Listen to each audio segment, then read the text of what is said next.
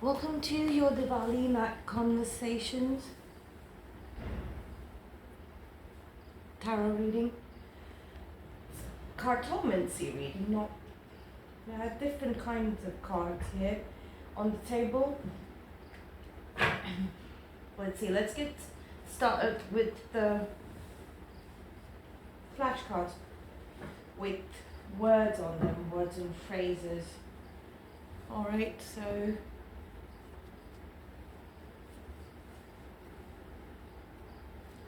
Let's see.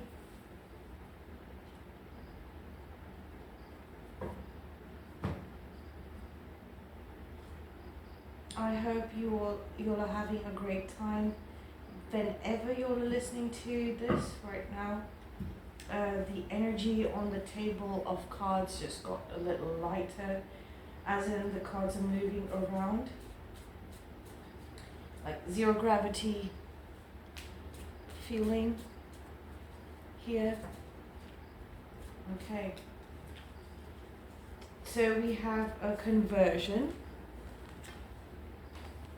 So energy are converting into something, conjuring, conjuring. Somebody's conjuring up something, somebody's converting something different. Although that's obvious, like conversion means to convert into something different. Something converts into something different. Conjuring something different. Blue carbuncle. It's like black pearl, very rare gemstones, or basically very rare objects. Somebody has their hands on rare objects. You might be getting gifted with rare objects, and they could be of high value, or you're probably reading up. Undercover is out again, but I'm not taking it because it was out yesterday. Offering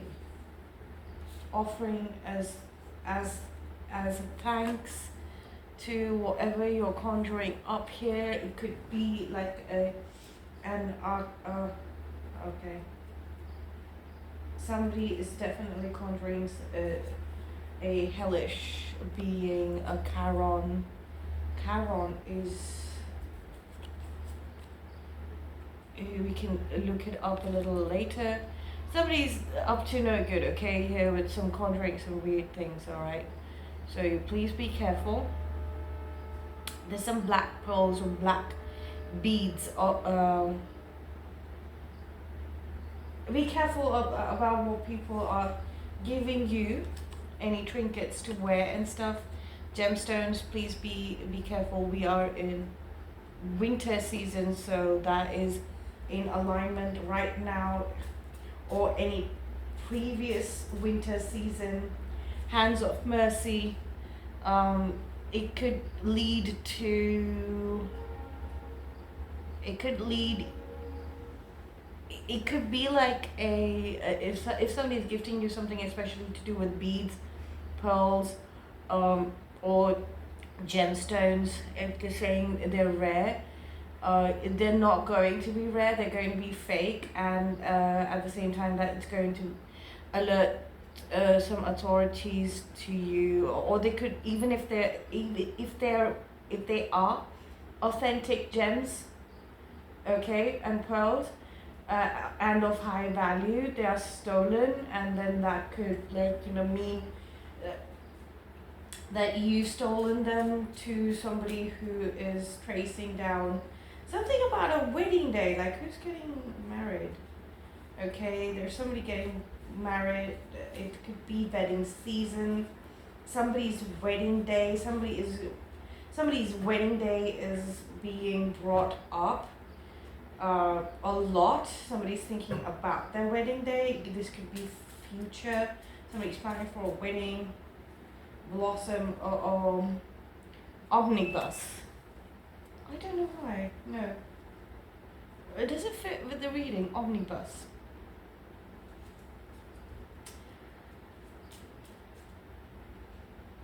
Health issues, kingship. So this could mean that you need to check with health issues that people who you share similarities with, or who you call your family, your tribe, okay? Rejected again. Somebody's being rejected. Great awakening. All right. All right. All right. All right. Offering. This is what is being offered to you at the moment, okay? The great awakening, and there is like a reference. So somebody might be referring the documentary The Great Awakening to you. Somebody's threatened by your presence. Somebody's threatened to drag someone to court, possibly, all right? Or is threatened that you're going to drag them to court. Youth. Yeah, a threatened youth.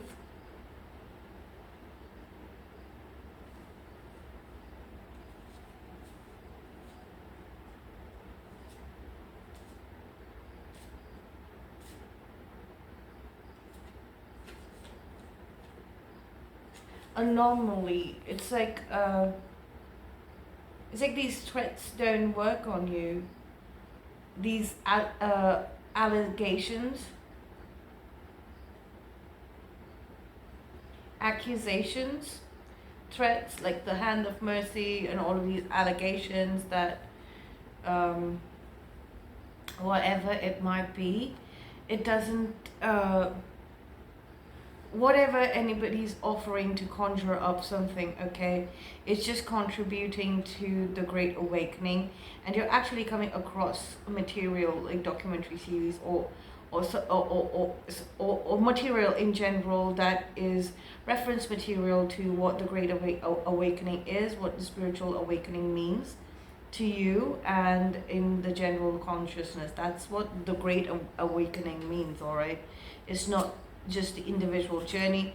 This is about some objects. Like you might also have your have discovered some rare objects which was stolen. I don't know how you got there, okay?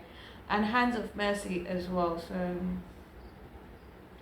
this is like it helps you. It's like you are coming through.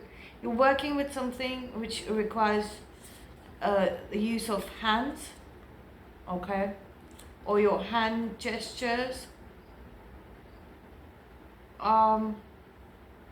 Your hand, like if you notice, like unconsciously or subconsciously, your hand is moving in a certain direction.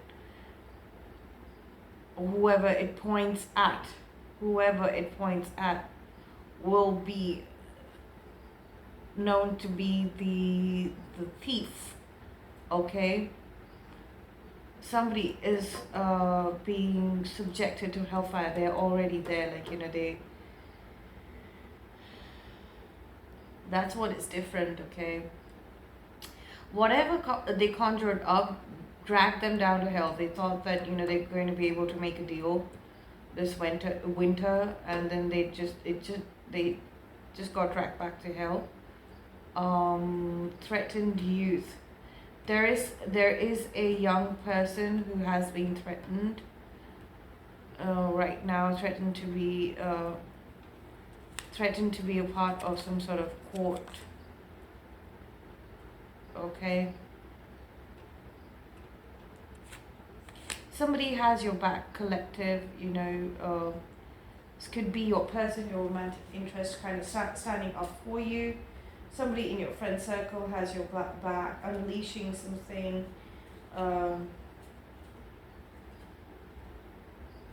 Lichen. So there is something that covers, it's covering everything. Something covers everything. Something covers everything. Charon. I really want to. Charon, I think, is the one. Charon is the ferryman. Okay. souls across the river Styx, okay, after death, like, to death shores, like when people die, their souls are ferried off by Charon. Okay, crickets, metropolis. Somebody is in a metropolis. Somebody lives in a metropolis. It's regarding a metropolis, or regarding converting a place into a metropolis, or curse of the metropolis. What is this? What was after Charon? Anomaly. Somebody is threatened by your great awakening. There is an anomaly with like curse, so like cursed objects, okay, cursed objects like the black pearl, or that ship where everybody kept chasing after it. So it's kind of like a curse, right? People keep chasing after it, want to get fighting over it and things like that. And then they're cursed. The curse of the black pearl. It's literally the curse of the black pearl. And Charon is like maybe it's Davy Jones, so he has a completely different ship, but it leads to a lot of things, understanding that you are an anomaly, that where this curse doesn't affect you wherever you are, like the curse, you've awakened to that fact, and somebody is threatened by your awakening is because they know that you're an anomaly. So they might have been testing curses on you, okay, and then nothing works, and then now like you've awakened to that fact, and now they're threatened by it. Me meditating. I don't know why I wanted to read this as mediating, okay? So somebody might be a medium, alright, crickets. I can literally hear crickets, so I'm going to take it. Metropolis and crickets. So there is going to be some sort of crickets or cicada activity, circadian rhythm, witchcraft. Military industrial complex.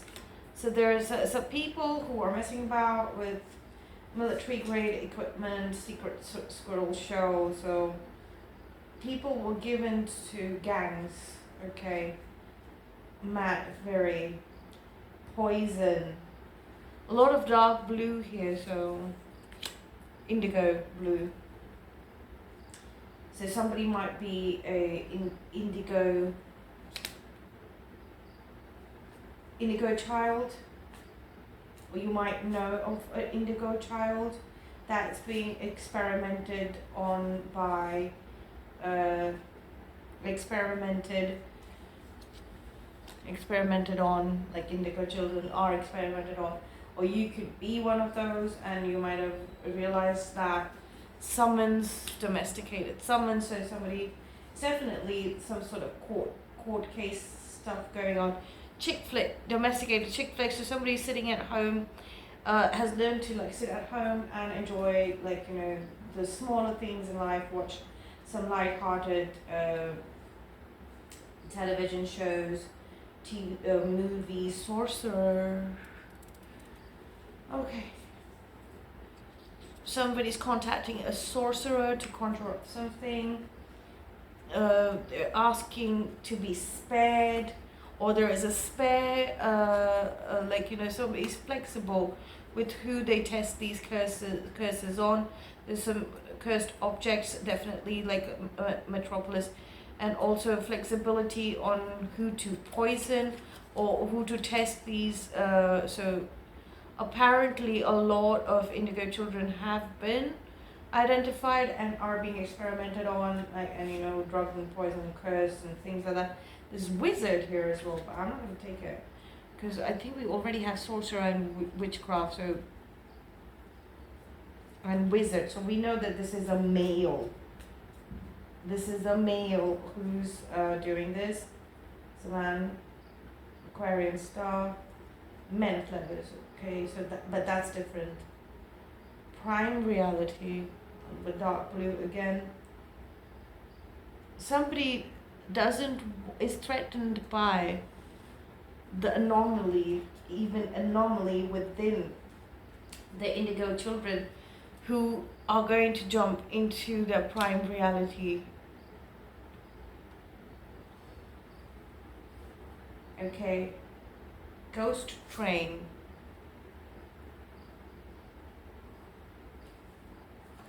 Okay, but we're done with the flashcards, so now let's move to tarot, the original tarot. Alright, so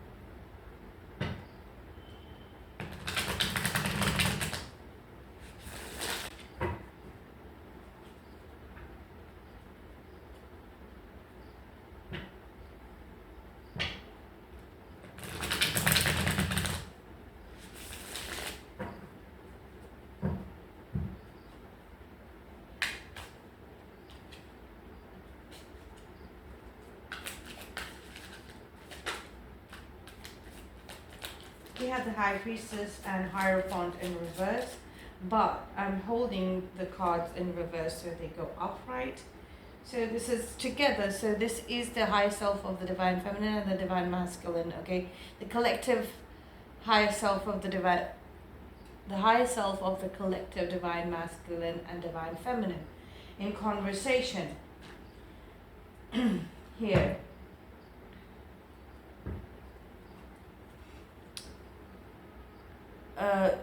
King of Swords type of conversation, like unbiased, clear, very sort of cold, cuts through very clearly and stays that way, very clear, and not cold in the sense like, you know, you're going to feel like you don't care about each other. Very healing, something about Aquarius, because for swords, because the star cards at the bottom of the deck, so Aquarius and Pisces, so after Aquarius season we have the Pisces season. So it's the energy, like try to remember that phase where something innovative, you are trying to come up with an innovative way of accessing your intuition in a traditional way, like, you know, it's like it's not like you're seeking approval, but it's like you're seeking approval. So, but it's going to be very unique.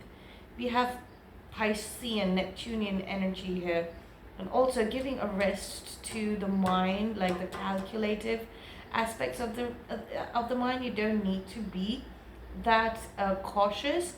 I feel like you can let some things go, or you have already let something go. There's some sort of mind resting of your sensory organs, all of them, like, you know, resting a lot. Maybe you're being asked to sleep a lot, like give your body and mind a lot of rest from processing, like heavy duty processing. So this could actually be the traditional way of resting your mind, you know, without putting a lot of pressure on it to learn, like, you know, meditation techniques and things like that. Just sleep a lot, rest a lot. Like, you know, when you sleep, you kind of sweat, so you might be sweating out all of the experiments that have been done on you with like a poison and curses, and also like okay, there is a relationship that is secretly coming together. I mean, it's such a big secret that even the two people who are involved in it, like, do not even know that they might be feeling energetically this. Maybe people are meeting in the dreamscape. Something happened during Cancer season, like, you know, there was an exchange. There's definitely an exchange, energetic exchange, energetically exchange something like a glance or a look or something like that, like the secret, like you know, I'm kind of there. But somebody was like in despair during that time. Somebody was very, very, very sad or hurt by somebody else, like they lost out on a a lot, and they had to process it in the traditional way, like I said, despair. Like they had to actually play the role that was being asked of them by, like, you know, by what had happened, the event that had transpired that led them to this. So they might have lost, a lot in terms of like emotions, like the ability to feel anything anymore, or they just feel that they didn't try enough. And now that they had lost that opportunity to try out those emotions with a particular someone, then they have had to grieve the loss. But literally, like, there's no love lost, because what is actually going on in the background secret is that they're coming together with you, you and your person, like, you know, the Two of Cups soulmates. And then we have the High Priestess and the Hierophant. So, oh, that's also Pisces to Taurus season.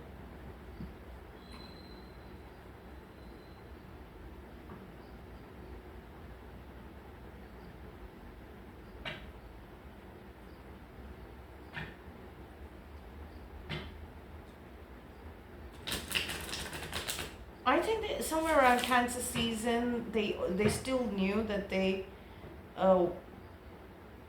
had to lose an opportunity with you. Somebody knew during Cancer season that they had to lose an opportunity with you. And also, like, it was hidden when, and how you all are going to come together. But there's like this, like, very high level knowing, like, you know, the higher selves are constantly in communication with us, and they were possibly like the higher selves like met in the physical somewhere in the twilight zone. So that's about 6 to 7:30, 6 to 8 o'clock, so the 2 hours or the 4 hours, 6 to 10, the moon card, yeah, okay. See, this is 18, so that 18 number card, so that means 6 o'clock in the evening, right? And then we have Two of Cups here, the Two of Cups that are standing. They had to turn, both of your higher selves told you in secret to turn your back to this and resolve what you have lost, okay? Just feel what you have lost, like, be in that zone. So that is going to keep your Two of Cups secret, okay? So rest your mind from this Two of Cups. It's like it's there, like, you know, but it's not secure, like, you know, the dreamscape was not secure, mind space was not secure. Somebody was trying to telepathically possibly access. It could be a Leo that was doing that, mediating the mediumship, trying to connect with your higher selves. With the Star card here as well, so it could be an Aquarius and a Leo, okay? It could be a Pisces, it could be a Taurus.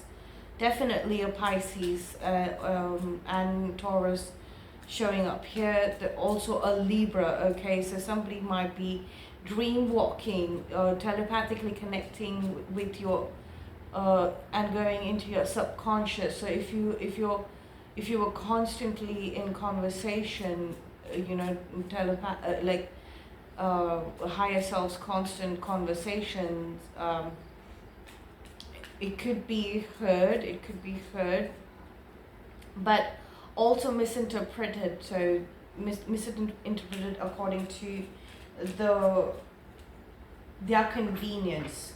So whoever was asking them to step into your subconscious and hear what you all are talking to each other,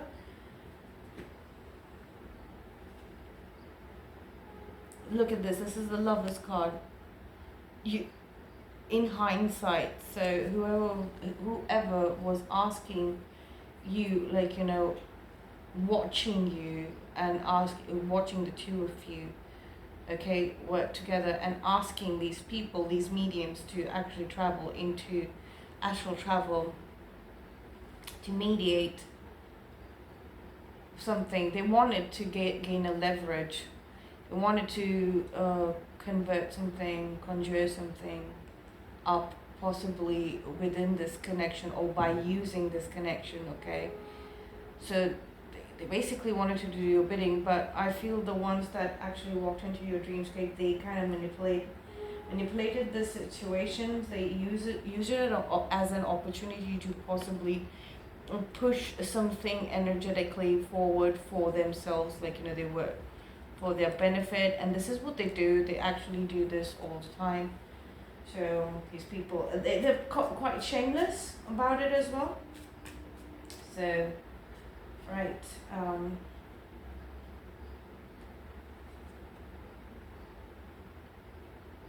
This is the number 13 card, but in hindsight is the Death card, which is Scorpio. In this season, something about this season, okay? Scorpio season, the full moon, the full moon to the new moon cycle. So the new moon to the full moon cycle. So on the 14th or 13th, on the 13th, we have a full moon happening.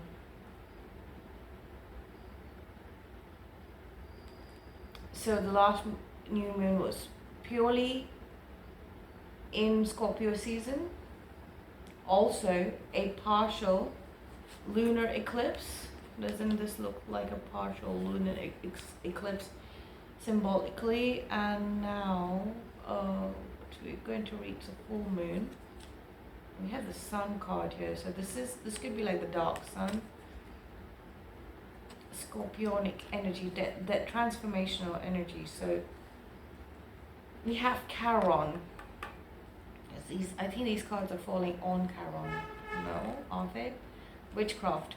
Okay, attempts at witchcraft, like the circadian rhythm, a twilight, 24 hours, the last 24 hours, something about that. So somebody trying to manipulate it, and this could mean that, again, like, you know, there's something about witchcraft. Okay, so okay, guys, something happening right now. Maybe this is transforming into happiness. That witchcraft, that misery spell that was cast on you to make you feel the loss of something that you didn't really care about at all.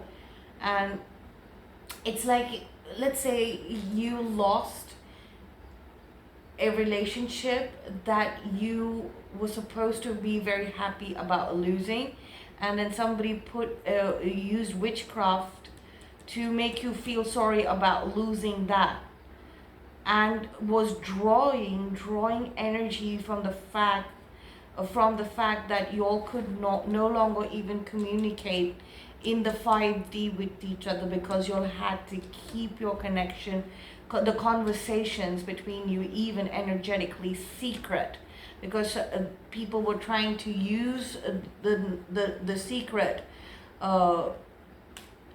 conversations that you all were having, even energetically, as a leverage against you, manipulating it using conversations. Look at that, energetic conversations. He's using energetic conversations. And now that is transforming. It's switching up in Scorpio season. All right, that witchcraft is Scorpio is switching up because somebody actually sat back at home and watched something lighthearted. So they got out of this energy by doing something very normal and watching something very lighthearted, and that's what is helping in these Scorpionic energies, transformational energies. Like, that it's literally transforming that scenario into, like, okay, finally, like, you're manifesting movement where the secret ends. It just opens up. So I think during the full moon, it's like it's going to be,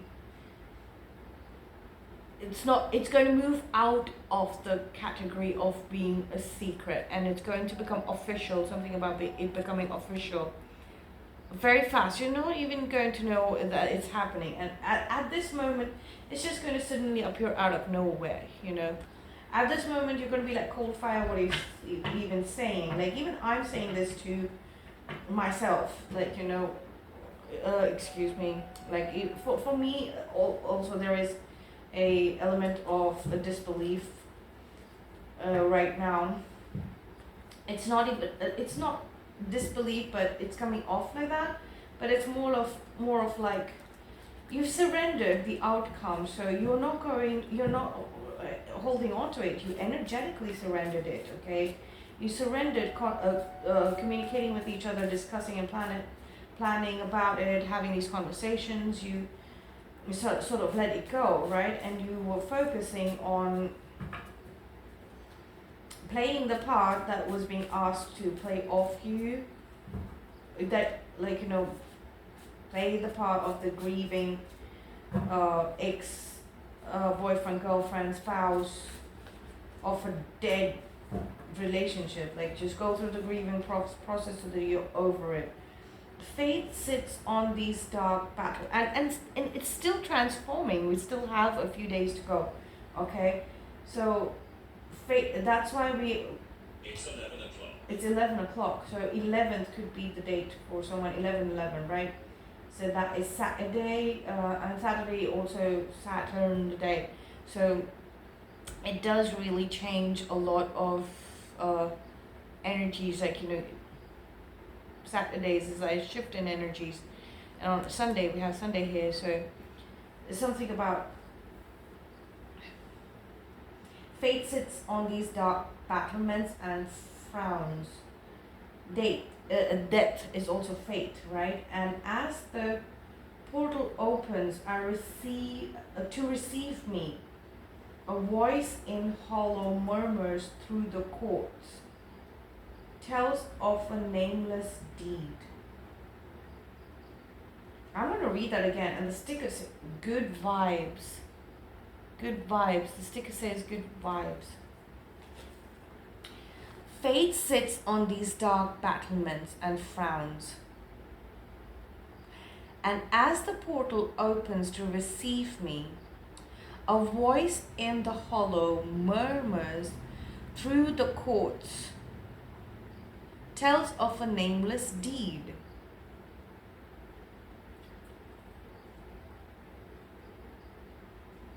So I do feel that there is some sort of swift movement, some sort of action being taken so that both of you come together. That portal is opening, and like I said, the witchcraft is getting switched up, right? So the actual magicians, the real people, not the ones who manipulate things and trying to use your connection as a leverage, but the actual twin flame lovers, divine counterpart, soulmate activation team, like spirit guide team, is moving forward in the full moon portal, the 11 portal.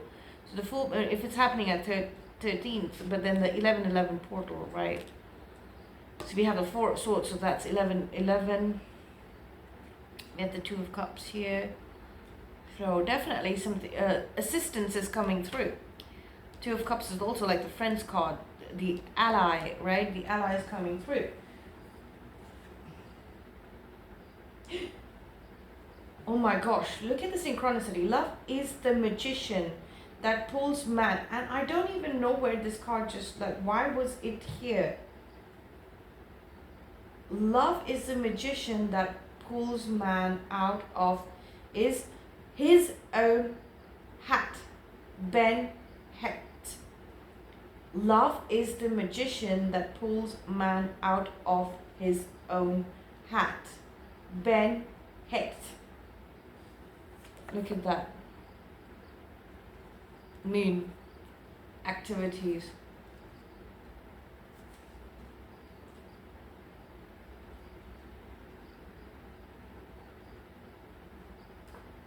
Lunar activities.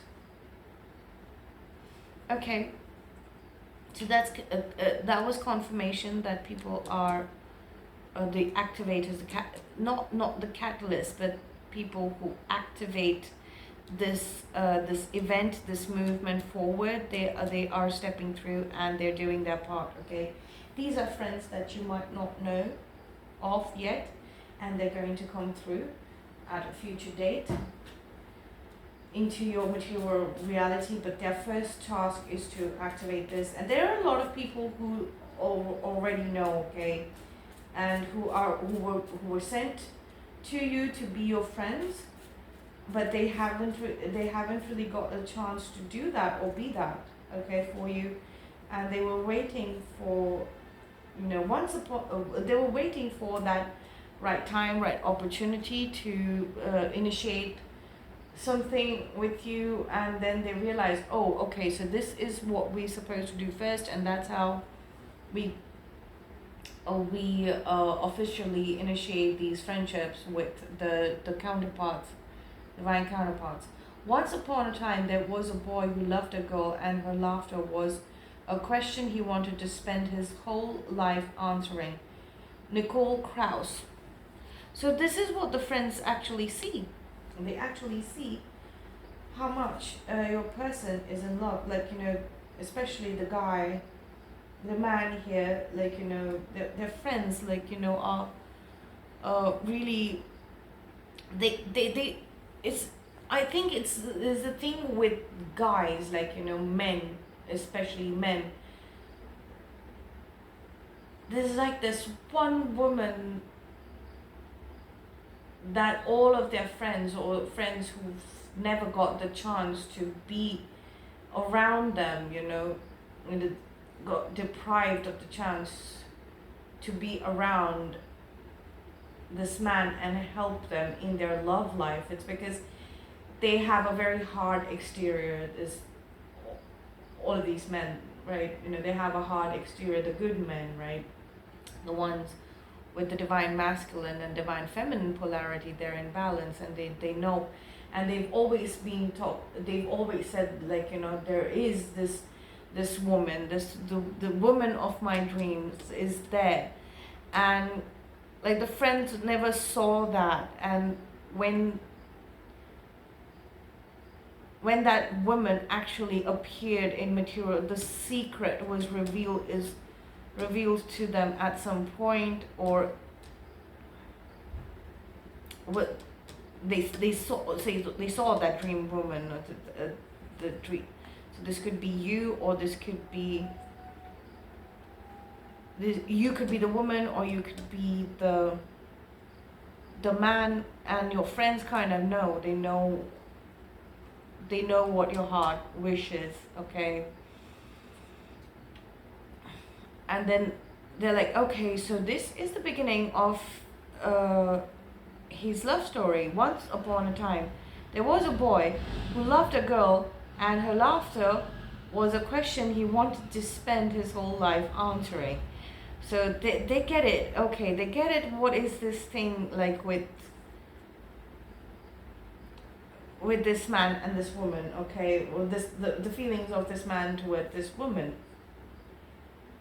So they understand, okay? So because it might have, previous relationships, like, might have been very, very confusing, especially this, like, the attachment to something that they never felt anything for. So they might have thought that, this woman is something of the similar kind, but then they can tell the difference right now. They suddenly, like, they can, that difference is sort of revealed to them, okay? And why was this display of grief happening was also revealed to the friends.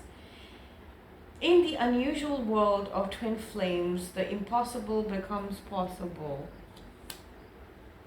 Okay, so if like I said, like, if anybody thought that, oh, this is impossible, it's not gonna happen, or something of that sort, like, if you all convinced yourself that karaoke party, if you'll at some point manage to convince yourself that, twin flames or divine counterparts or soulmates,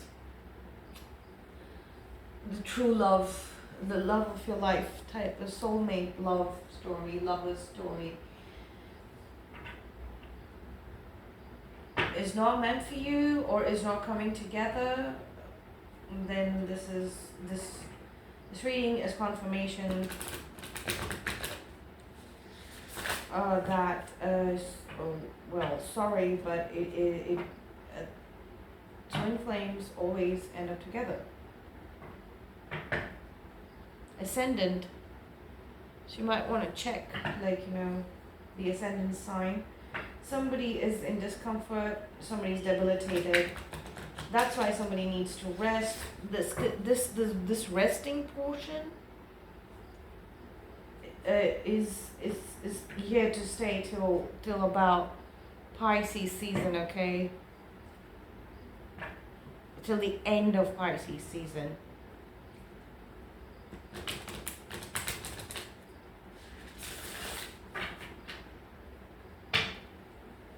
For some, way up to Taurus season.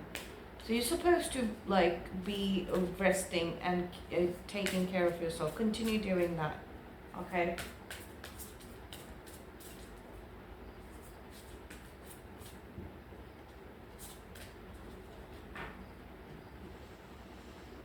Somebody's turning their back to an outdated source of inspiration. So yeah, so it could be like that relationship, the ex